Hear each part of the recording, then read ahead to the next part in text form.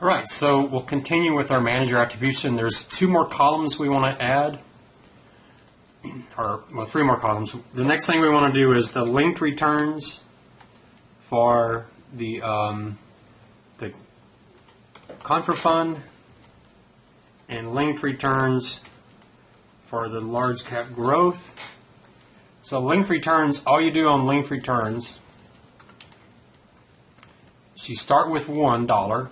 So if you had $1, and in the next cell you do equal that $1 times 1 plus the return for that month.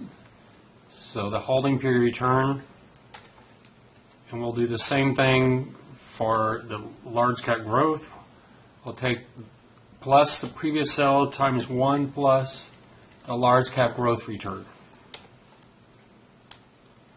And essentially what that means, if you had invested $1 at the end of December 1987, at the end of January 1988, you would have had $1.06 here and $1.01 there.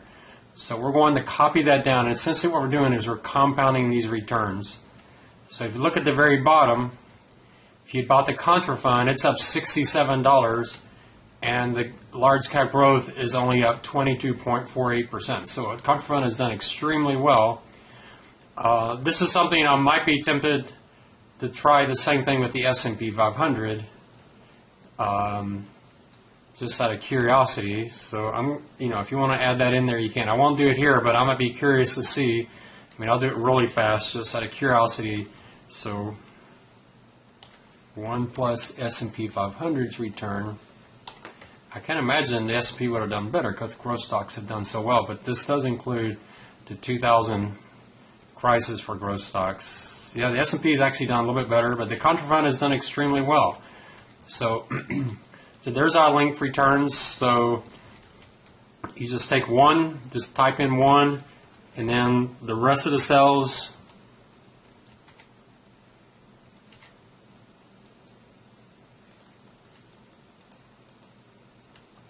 see if I can put that formula over there for you.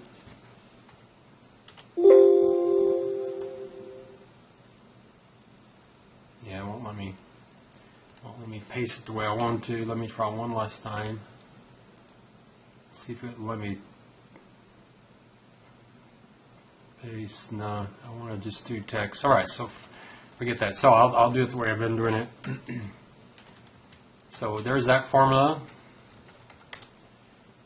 And then once you have it set up, you just copy it all the way down. All right, and the last thing we want to do is batting average.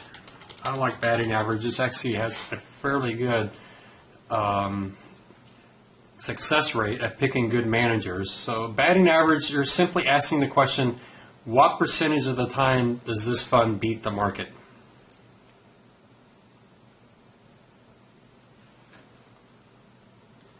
And so what we want to do is use the if function. We're going to say if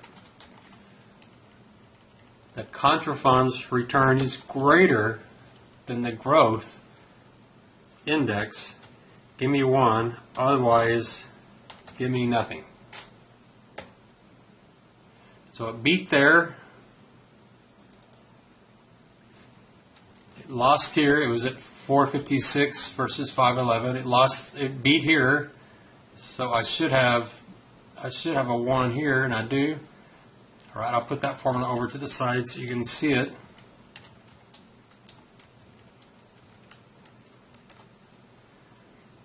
All right, so we have everything we need now. So I'm going to go over to the side and come down to the bottom. So just Control Home and then your Control and down arrow. The first thing we want to do is say how many numbers of periods are there? How many months are there? So I'm just going to do equal count A and just count up there, and I've got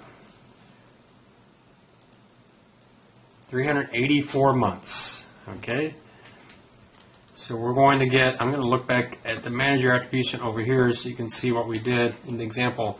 One thing to be aware of is I might do it slightly different each time I do it.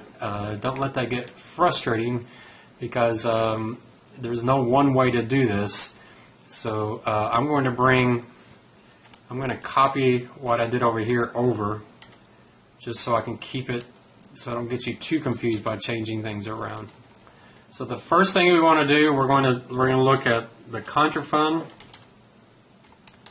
and sometimes we'll look at the large cap growth.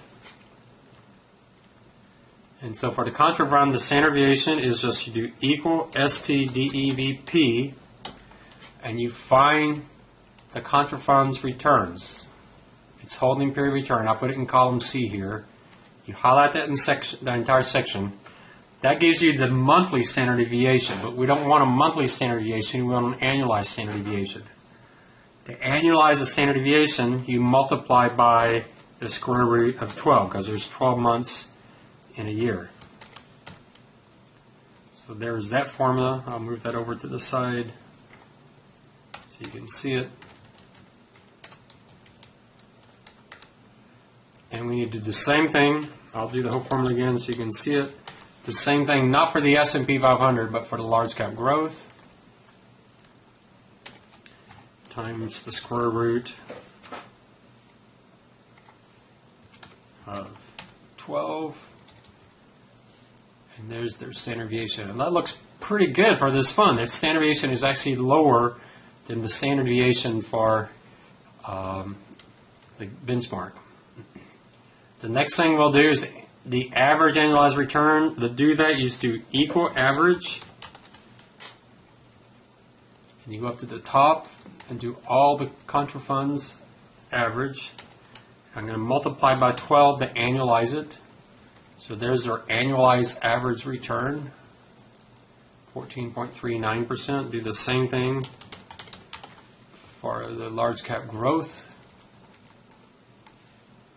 And the way I'm getting this to highlight is I go to the top using my control button, hit the up, and then do control shift and your down arrow, and close your parentheses times 12. That gives you return. You can see their average return is much, much higher. So the Contrafund is looking really, really, really good. Now let's do the geometric return. So the geometric return, what we're going to do is go over and get that linked return that we just did, and we're going to raise it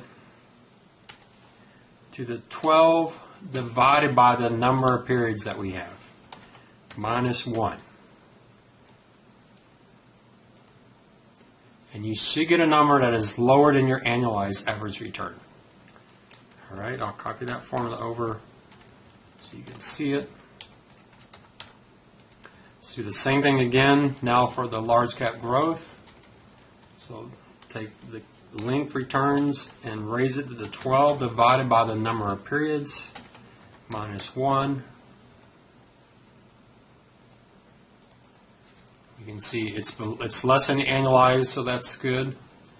Actually, it can be a little different. I take that back. The annualized. This is the annualized geometric return.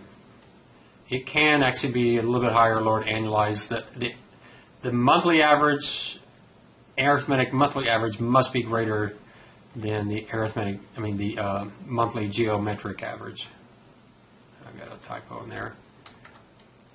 All right, then the alpha. Well, the alpha, you can only have one alpha. You can't have an alpha for both of these. So the alpha is simply your geometric average return minus what the benchmark did, 3.83. You'll see the last time I did this, it's kind of interesting.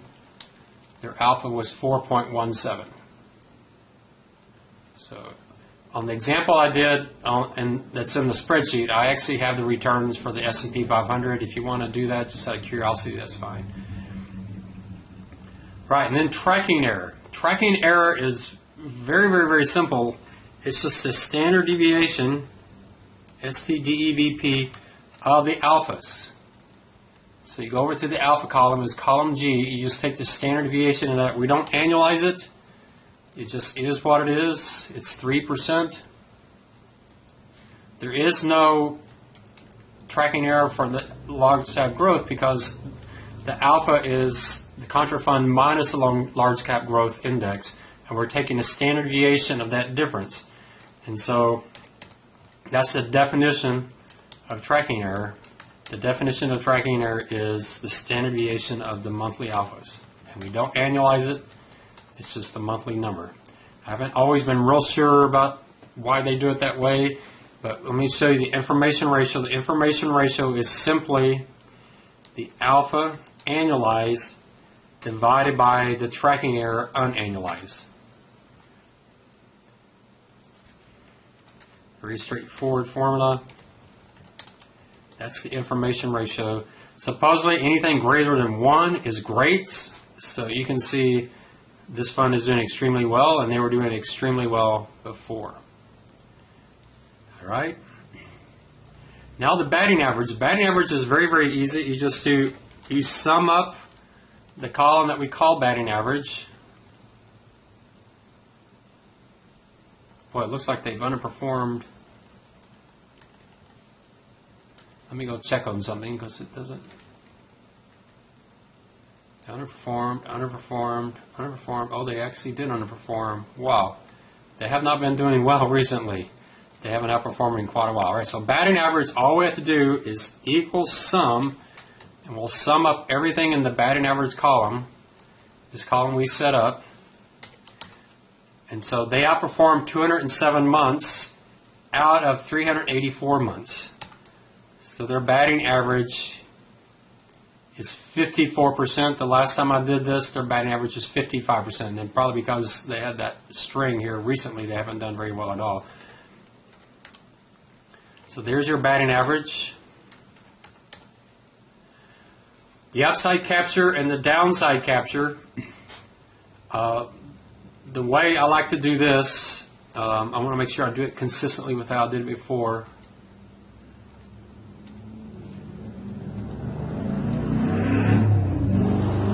Sorry about the loud noise outside. All right, so what we're going to do is we'll go over to the upside. Remember, we had the upside capture, downside capture. And so we have 4 columns. We have one for the Contrafund for large cap growth on the upside, the Contrafund large cap growth on the downside.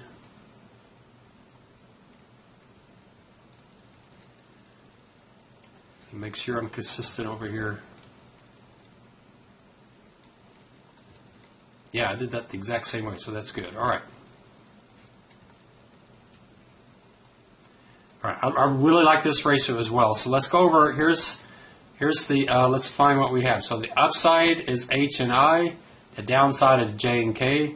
At the bottom of this, we're going to do equal average. So we get the average, their average return in up markets, and the benchmark's average return in up markets. Contrafund's average return in down markets, and the benchmark's average return in down markets. Okay, so we just